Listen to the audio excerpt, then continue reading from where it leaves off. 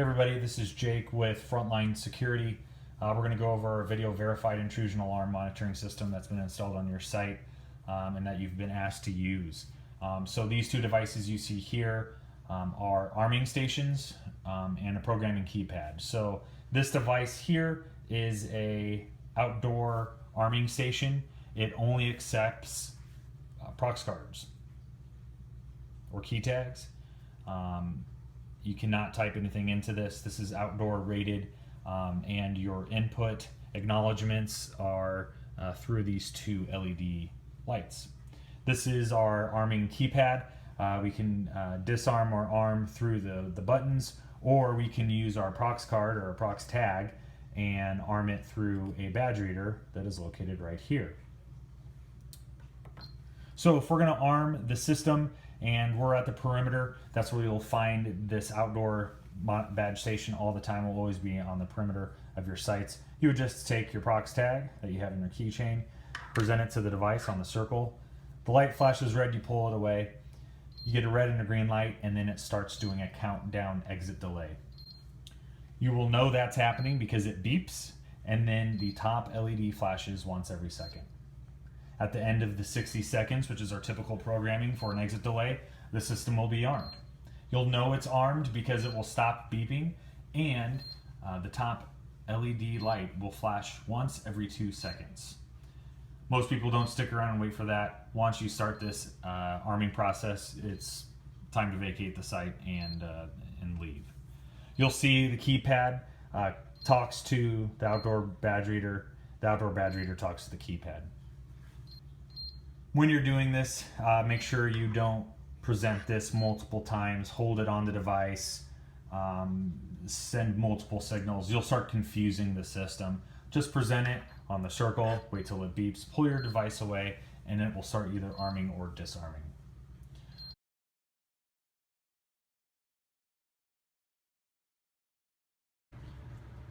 For demonstration purposes, right now we're replicating a system that's armed. It's already been armed. You've arrived at the site. You don't know if it's armed or disarmed, and you want to know. You're not going to have access to that keypad because it's inside the perimeter most likely. What you always will have access to is the outdoor badge reader, which is here. It's weatherproof. So you'll see, as I've been talking, this little red light has been blinking or flashing once every 2 seconds. That top light flashing once every 2 seconds is telling you that the system is armed, and if you want to proceed into the project without setting off the alarm, you would need to disarm it. You were able to do that by using your prox tag or your key tab that you've been issued, and it's as simple as just displaying it on the circle right here, pulling it away, and you get 2 green lights. 2 green lights tells you the system is disarmed.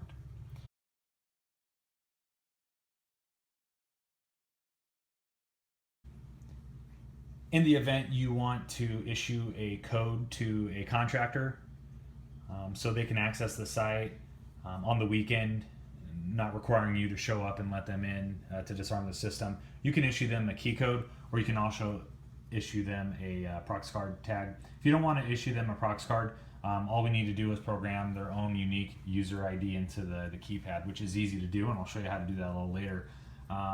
You can do the same thing with the prox tag. We can issue up to 18 prox tags or keypad numbers. All they need to do when they come into the site, right now we have this system set up as if it were armed. It is. We know it's armed because the red LED lights are flashing once every 2 seconds. Once every 2 seconds on the keypad here. They would just come into the site.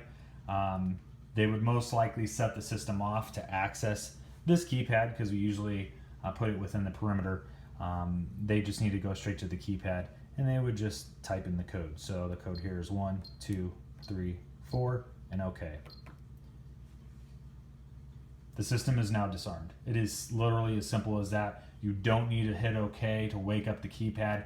You don't need to do anything to the keypad other than hit 1, 2, 3, 4, and OK. If they're going to leave and they need to arm the system, they just walk up to the keypad, hit OK, just to make sure it is awake. and then they would hold away for 2 seconds until it beeps at you like that and you let go. And the system is arming. So the only time you ever need to use the key code is to disarm it. If we need to arm it and leave without a key fob, just like I showed you, we would just hold away. If they forgot something, they need to run back into the site, no problem. 1, 2, 3, 4, okay, disarms the system. And you'll see it goes back right back to the disarm screen. So once again, hold away for 2 seconds until it beeps and let go to arm.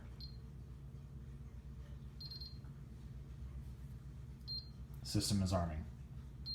To disarm, 1, 2, 3, 4, or whatever code we've assigned, and hit OK. The system is now disarmed.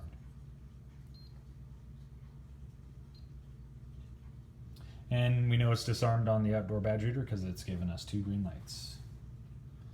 And there are no longer any red flashing lights to indicate that the system is armed, or that it's in the process of arming, or that it's just been disarmed.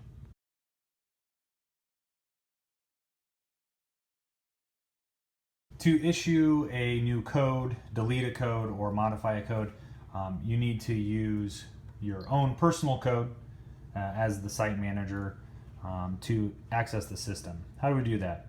So starting from the disarm screen, and if you're not there, you just hit OK to wake it up and get it there. You arrow right once, and it'll tell you what your access level is. You should be at that access level 1 right now. We want to change it, so we'll hit OK. And now it'll allow us to change to access level 3 by hitting the arrow 2 times. Now that it says access level 3, we hit OK. And it's going to want that authorization to get into the panel. So you use your user code you've been provided, 1, 2, 3, 4, for us, for this demo. And now we're in access level 3. Just need to arrow over. It says maintenance, don't need to worry about it. Event log, don't need to worry about it. Badges and access codes. We would hit OK. So now we want to enter in a new code. It says enter a badge/code. So if you had extra key fobs, you wanted to issue one, or you wanted to reassign one, you could just present it to the device right now. But for this demonstration, we're just going to do a key code. So you pick up whatever code you want to issue to a guy. Sometimes I'll use the last 4 numbers of their own phone number. So it's easy for them to remember and for you to remember.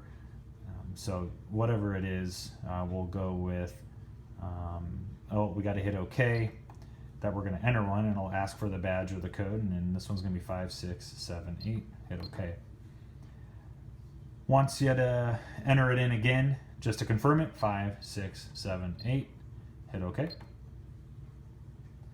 And the code name. So you always want to assign a name to this code, so when we want to come back into the system and delete it at a later date, or we want to modify it, we want to make sure we know whose code this is. So this code is Frontline's code, so we can just use the T9 function and type in frontline, or for time's sake, we'll just type in front.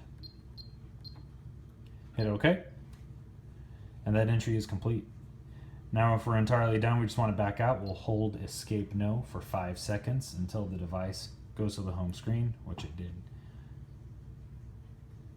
Now to verify that that code worked, we can go ahead and arm the system. I'll just use the proxcat tag for time's sake. System is arming. So anytime the system is arming, we can interrupt it. We'll just use the user code we created now to interrupt it. 5, 6, 7, 8, OK. Should turn it off. And that code worked. So there you go.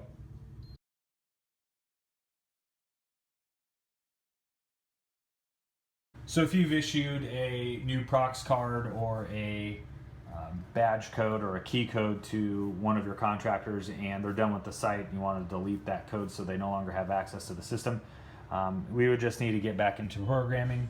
To do that, you just need to make sure the keypad is awake. You'll see that it says disarmed. We know it is. Arrow right. It'll say access level 1. We need to get to access level 3, so we would hit OK to change the level to 3. Hit OK, and it's going to want your authorization. So that's your own code, 1, 2, 3, 4. Hit OK. And then we can arrow over. Maintenance we don't want, event log we don't want, badges and access codes we hit OK. We don't want to enter a code, we want to delete a code. Don't want to configure a code, we want to delete it, and there it says delete code. So just arrow right until it says delete codes, hit OK. And then we would scroll over to the code that we want to delete. Here it is, we created a little bit ago. If you're watching the video, we named it front. It was 5678, so we hit OK. It's going to want you to enter in the code just to make sure, 5678, that you know what you're doing and that you're deleting the correct code. Now it says deleting code front, and that's what we named it. You can hit OK. Code is deleted. So how do we know if the code was deleted? We just want to verify that it was disarmed or that it was deleted. Just back out. We can go ahead and arm the system real quick just by holding the away button for 2 seconds until it beeps. It'll begin arming. That code that we entered and have now deleted, it was 5678. So we'll go ahead and try 5678. Hit OK. It has told me it's a wrong code, so we know it's out of the system and not working. So we'll go ahead and turn that off with the prox card. System's disarmed. That's how you delete a code.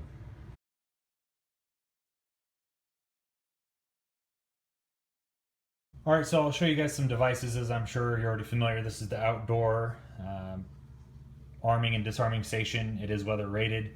This is the indoor horizontal keypad with built-in badge reader.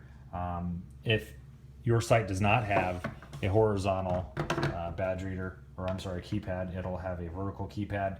What's the difference? The only difference is this doesn't have a badge reader built in, because at the very least you're always going to have the outdoor badge reader for badges. Other devices that you'll see on your site are the indoor motion viewer. Indoor motion viewer we typically mount by screwing it into a stud. If you open this device to move it, and you don't have us come out and do that for you, it is going to set off a tamper alarm. Sometimes we do tape them from the back, so that wouldn't necessarily set off alarm, but that's what these look like. Not outdoor rated, but as long as they're under a roof of some sort, you can have it kind of outside, just as long as it's not getting drenched in rain. This is the outdoor motion viewer, much bigger, outdoor rated. So that does not have a quick release opening on it. You need to screw it to open it. Please do not open this unit. These are probably the most expensive parts of the system, and they can easily be moved because they're typically mounted with a magnet. So if for some reason this gets out of line and you're getting alarms of traffic in the street and you just want to move it a little bit, you can do that by using this device if you don't call us to come out and do it for you.